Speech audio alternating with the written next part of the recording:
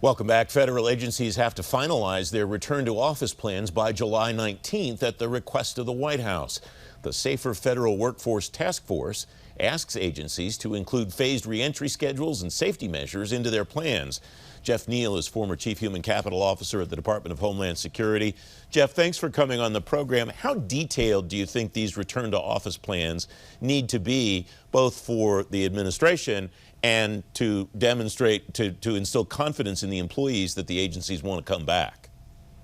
Hi, Francis. I think they're going to have to get into quite a few details. They're going to need to look at the technology they're going to use to have people working remotely, if that's going to be happening. They're going to have to look at what they're considering as far as who gets to stay home, who has to come into work in the office, how many days a week might they have to go into the office, what's the agency going to do to ensure the safety of the employees, because after all, there are still a lot of people who have not been vaccinated and don't seem to want to be, and that's causing concern for federal employees.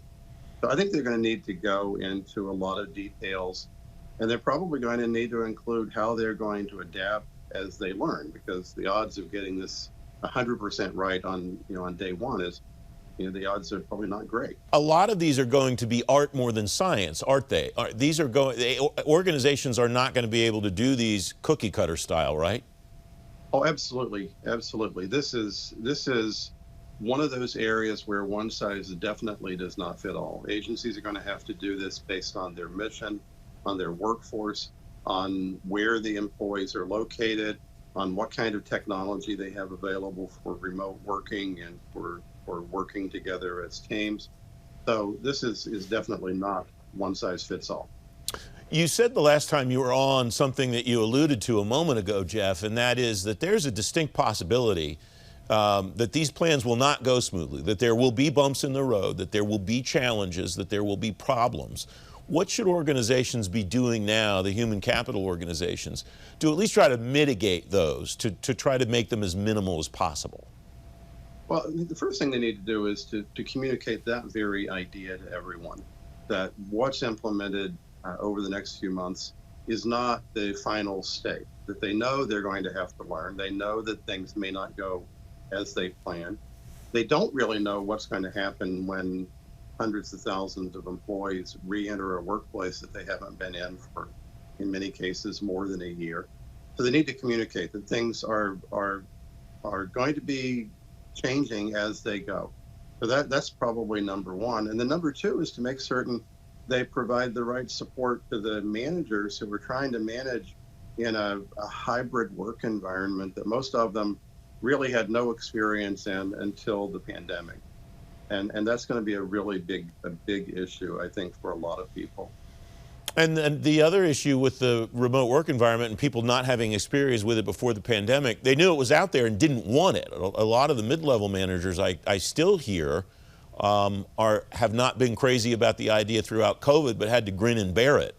What implication does that potentially have for these plans and the desire of a lot of folks to continue to work remotely, especially if they don't feel safe still coming back? Well, I think you're right, Francis, that there were a lot of people who just didn't like the idea of telework, and they argued that telework wouldn't work. I think we've pretty well proven that basic premise is wrong, that telework does work. The question is how well it works and how expansive you want it to be. But the people who did not like telework before, many of them still don't like it. And what they're going to do is they're going to look for every reason they can possibly find to say, well, see, we're showing you it doesn't work, and we need to go back to what we did pre-pandemic. And I don't think that there's much of a chance of going back to where we were pre-pandemic. It's just not going to happen. But we're also probably not going to stay where we are right now with the degree of telework that we have. And agencies need to find a balance that works for the agency, for its mission, and for the workforce, keeping in mind that a lot of people are offering telework in pretty large amounts of time now. And if you're in a high demand occupation where you've got lots of opportunities for where to work, if an agency isn't offering the kind of work schedule you want, don't be surprised if you see employees walking down to the next agency or out to the private sector where they can get a work schedule and a work arrangement that works for them.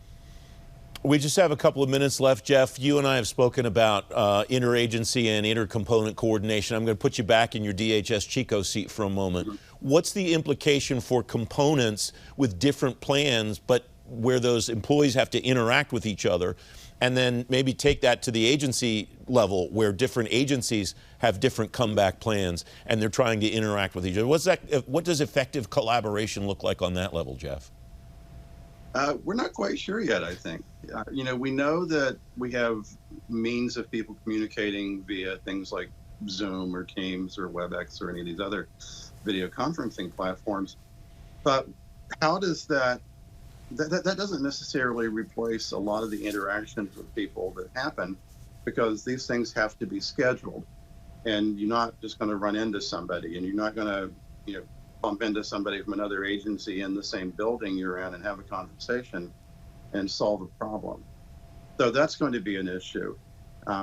You do have the issue of not everyone having compatible technology. So, we might be using one piece of technology and other agencies using another one, and that just adds a little bit of a complication. It's certainly something you can overcome, but that adds a little bit of complication.